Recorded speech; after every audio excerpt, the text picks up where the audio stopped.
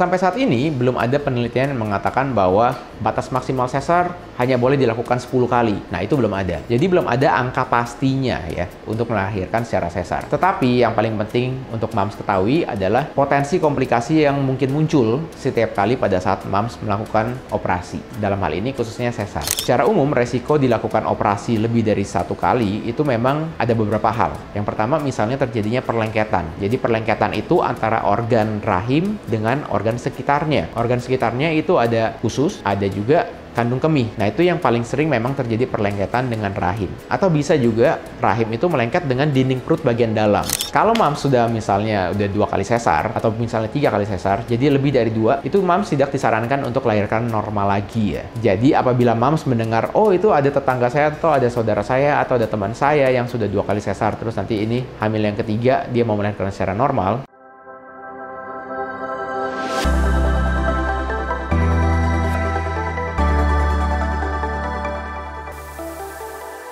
hai, kembali lagi di channel Dr. Kevin. Apa kabarnya semua? Semoga semua dalam keadaan yang sehat ya. Kali ini, saya akan menjawab pertanyaan dari moms yang sering juga ditanyakan, yaitu, Dok, kalau misalnya lahir sesar lebih dari 2 kali, aman nggak ya? Nah, pengen tahu seperti apa? Tapi seperti biasa, sebelum saya lanjut, buat kalian yang baru pertama kali ketemu dengan channel ini, jangan lupa ya untuk dukung terus channel Dr. Kevin. Caranya gampang, tinggal klik tombol subscribe-nya di bawah sini yang tulisan subscribe. Tinggal kalian klik aja. Jangan khawatir karena subscribe itu gratis. Dan juga nyalakan loncengnya ya, supaya setiap kali ada video baru, kalian langsung dapat notifikasinya. Sampai saat ini, belum ada penelitian yang mengatakan bahwa batas maksimal sesar hanya boleh dilakukan 10 kali. Nah, itu belum ada. Jadi, belum ada angka pastinya ya untuk melahirkan secara sesar. Tetapi, yang paling penting untuk moms ketahui adalah potensi komplikasi yang mungkin muncul setiap kali pada saat moms melakukan operasi. Dalam hal ini, khususnya sesar. Dan juga berbeda-beda nih kondisinya antara si A dan si B atau si C. Nah, kita masuk ke dalam resikonya. Nah, yang perlu diketahui adalah resiko untuk setiap orang itu berbeda-beda. Tetapi memang ada resiko secara umum. Jadi jangan disamakan ya. Misalnya, saudara saya bisa melahirkan secara sesar 5 kali. Tapi saya dibilang sama dokternya hanya boleh atau lebih amannya sebaiknya 2 kali saja. Nah, itulah yang akan membedakan si A, si B, dan si C. Ya, itu harus dikonsultasikan lagi ke dokter yang menangani ya. Secara umum, resiko dilakukan operasi lebih dari 1 kali itu memang ada beberapa hal. Yang pertama, misalnya terjadinya perlengketan. Jadi perlengketan itu antara organ rahim dengan organ sekitarnya. Organ sekitarnya itu ada usus, ada juga kandung kemih. Nah, itu yang paling sering memang terjadi perlengketan dengan rahim. Atau bisa juga rahim itu melengket dengan dinding perut bagian dalam. Atau misalnya rahim itu melengket dengan tuba atau saluran. Nah, itu juga bisa. Karena setiap kali kita melakukan operasi, terjadi namanya penyembuhan. Nah, penyembuhan ini menimbulkan jaringan yang bisa mengakibatkan potensi perlengketan dengan organ yang lainnya.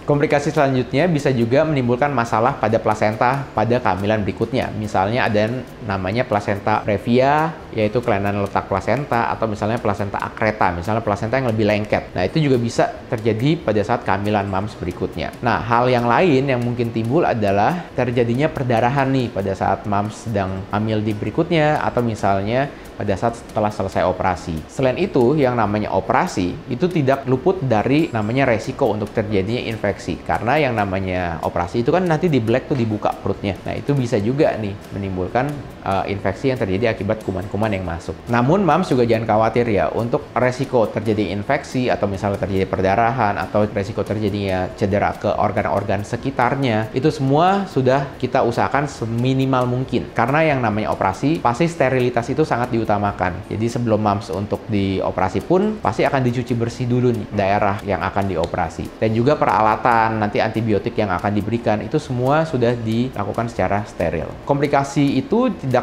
hanya terbatas di tubuh moms saja, tetapi bisa juga komplikasi yang mungkin timbul terhadap baby yang dikandung. Yang namanya operasi berkali-kali, lebih dari 2 kali, itu bisa memberi dampak terhadap rahimnya. Jadi kalau misalnya operasi sesar, kan kita akan sayat tuh rahimnya. Jadi kalau misalnya rahimnya sudah disayat lebih dari 2 kali misalnya, itu ada namanya jaringan penyembuh. Nah, itu bisa mempengaruhi terhadap daya regang rahim, sehingga moms yang nanti hamil keempat itu bisa saja kurang bulan atau tidak bisa mencapai waktu cukup bulan, sehingga nantinya bisa berdampak terhadap si organ-organ janin yang nanti akan dilahirkan. Kalau mams sudah misalnya udah 2 kali sesar atau misalnya 3 kali sesar, jadi lebih dari 2, itu mams tidak disarankan untuk lahirkan normal lagi ya. Jadi apabila mams mendengar, oh itu ada tetangga saya atau ada saudara saya atau ada teman saya yang sudah 2 kali sesar, terus nanti ini hamil yang ketiga dia mau melahirkan secara normal, nah itu jangan langsung mams langsung terapkan ke dalam diri mams ya. Jadi secara teori itu memang kita tidak sarankan lagi tuh untuk melahirkan secara normal setelah 2 kali sesar. Karena apa? Karena resiko yang mungkin bisa terjadi pada saat proses persalinannya itu sangat-sangat tinggi, bisa membahayakan diri mams dan juga nyawa si baby yang dikandung.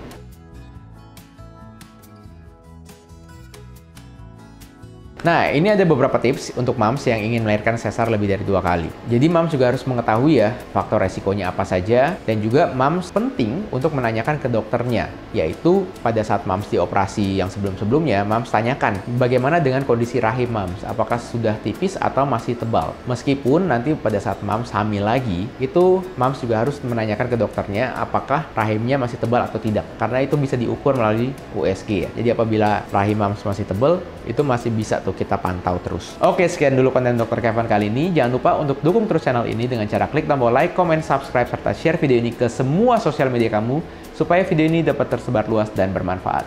Saya Dr. Kevin, until tomorrow and stay healthy.